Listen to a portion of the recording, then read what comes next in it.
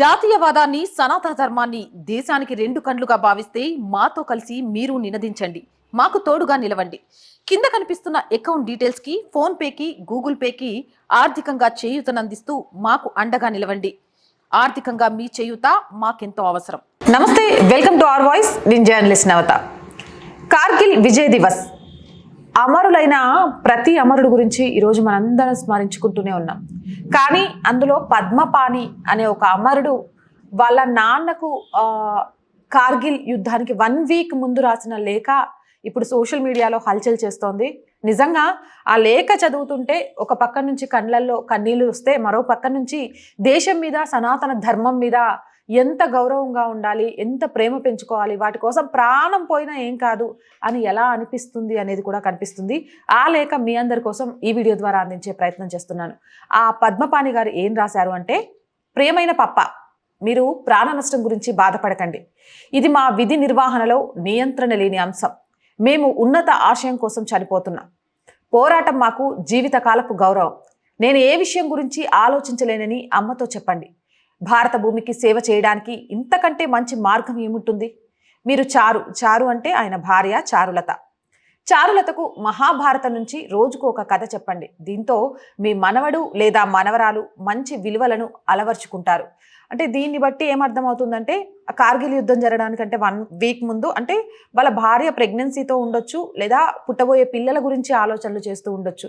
వాళ్ళు కూడా మన భాగవతాన్ని, భగవద్గీతని, మహాభారతాన్ని, అలాగే రామాయణాన్ని వింటూ పెరగాలి అని కోరుకున్నాడు. అలాగే భారతదేశం గురించి ప్రాణం ఇవ్వడం కంటే గొప్పది ఏముంటుంది అని ఆ లేఖలో రాసిన తీరు నిజంగా ఆ క్షణాలను గుర్తు తెచ్చుకుంటే చాలామంది కళ్ళలో కన్నీళ్లు తిరుగుతున్నాయని చెప్పడంలో ఎలాంటి అతిశయోక్తి కూడా లేదు.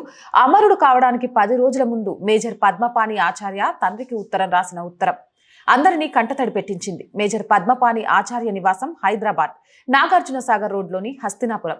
పద్మపాణి జూన్ 21న తన 30వ పుట్టినరోజు సందర్భంగా కుటుంబ సభ్యులతో ఫోన్లో మాట్లాడారు.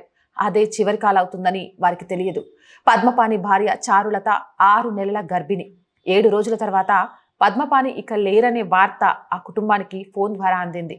పద్మపాణి జూన్ 21, 1969 జన్మించారు. 1993లో సైన్యంలో చేరారు. రాజ్పుతానా రైఫిల్స్ అంటే 2 రాజ్రీఫ్లో సెకండ్ లెఫ్టినెంట్గా ఆయన బాధ్యతలు స్వీకరించారు. తండ్రి జగన్నాథ ఆచార్య భారత వాయుసేనలో వింగ్ కమాండర్గా సేవలు అందించి రిటైర్ అయ్యారు. పద్మపాణి సోదరుడు పద్మసంభవ్ కూడా సైన్యంలో పనిచేస్తున్నారు. కార్గిల్ యుద్ధంలో రాజ్పుతానా రైఫిల్స్ ఆయన నేతృత్వం వహించారు. పద్మపాణి ఆచార్య టోలో లింక్ పై పాక్ సైనికులు బంకర్ వద్దకు చేరుకొని వారిపై గ్రెనేట్లు విసిరారు. ఈ క్రమంలో పద్మపాణి శరీరంలోకి చాలా తుటాలు దిగాయి. ఆయన వెనుతిరగకుండా కొదమ సింహంలా శత్రువులపైకి దూకాడు. ఒక పూర్తి రాత్రంతా కొనసాగిన ఈ కాల్పుల్లో చివరికి రాజపుతానా రైఫిల్స్ టోలోలింగ్ పర్వతాన్ని ఆధీనంలోకి తెచ్చుకుంది. తీవ్రంగా గాయపడిన ఆచార్యను చికిత్స కోసం వెనక్కి తీసుకొస్తున్నామని రెజిమెంట్లోని సైనికులు కోరినప్పటికీ ఆయన దానిని తిరస్కరించారు. ఆ గాయాలతోనే యుద్ధాన్ని కొనసాగించారు. టోలోలింగ్ స్వాధీనమైంది. కానీ మేజర్ పద్మపాణి అమరుడయ్యారు. ఆ రోజు జూన్ 28. మేజర్ పద్మపాణి అమరుడైన వార్త తెలిసిన ఆ కుటుంబంలో ఒక్కరు కూడా కంటతడి పెట్టలేదు. తండ్రి జగన్నాథ్ ఆచార్య, తల్లి విమల ఆచార్య తమ కుమారుడి వీరమరణానికి గర్వపడుతున్నట్లు ప్రకటించారు. ఆ మహావీరుణ్ణి గౌరవిస్తూ భారత ప్రభుత్వం పద్మపాణి ఆచార్యను మరణాంతరం ఆగస్టు 15, 1999న మహావీర్ చెక్ పురస్కారంతో గౌరవించింది. ఒక తల్లిగా నేను ఖచ్చితంగా బాధపడ్డాను. వీరమాతగా కొడుకు గురించి గర్వపడుతున్నాను. నేనుండకపోవచ్చు, కానీ అతను అమరుడు. నా కొడుకు యుద్ధానికి బయలుదేరినప్పుడు నేను ఏడవనని వాగ్దానం చేశాను అని విమలా ఆచార్య తెలిపారు. హైదరాబాద్లో అశేష జనవాహిని ఊరేగింపు మధ్య పద్మపాణి అంతిమయాత్ర సాగింది. భారత్ మాతా కీ జై, పద్మపాణి అమర్ రహే నినాదాలు, సైనిక లాంఛనాల మధ్య అంత్యక్రియలు ముగిశాయి. హస్తినాపురం ప్రధాన వీధికి మహావీర్ చక్ మేజర్ పద్మపాణి ఆచార్య మార్గ్ అని పెట్టారు. రహదారిపై ఆయన విగ్రహం ఏర్పాటైంది. ఏదేమైనా కానీ నిజంగా కూడా ఆ తల్లిదండ్రుల్ని కూడా చాలా రెస్పెక్ట్ చేయాలి.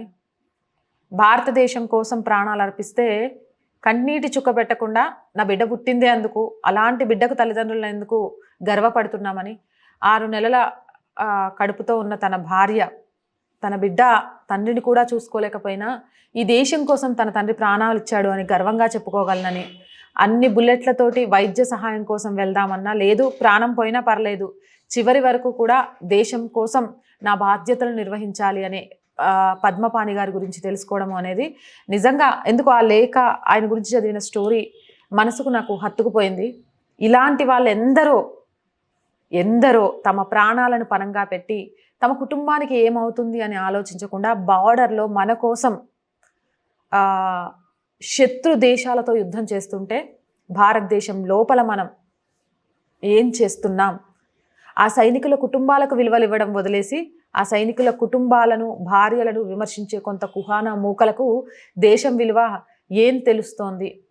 భారతదేశంలో పుట్టిన ప్రతి పౌరుడు కులమతాలకు అతీతంగా ఈ దేశం గురించి ఆలోచించిన రోజే ఇలాంటి అమరుడైన ప్రతి జవాన్ ఆత్మ కూడా శాంతిస్తుంది. ఆయన ఆత్మకు శాంతి చేకూరాలని, అమర జవాన్ల కుటుంబాలకు అందరూ అండగా నిలవాలని, అలాగే ఎవరైతే బార్డర్లో తమ విధి నిర్వహణ కోసం వెళ్తున్నారో జవాన్లు, ఆ కుటుంబానికి కూడా ఎప్పుడు చుట్టుపక్కల వాళ్ళు తోడ్పాటుగా ఉండాలని మనమందరం కూడా మనస్ఫూర్తిగా కోరుకుందాం. మన సహకారాన్ని కూడా అందిద్దాం. మీరేమంటారు? కామెంట్ సెక్షన్లో పెట్టేయండి.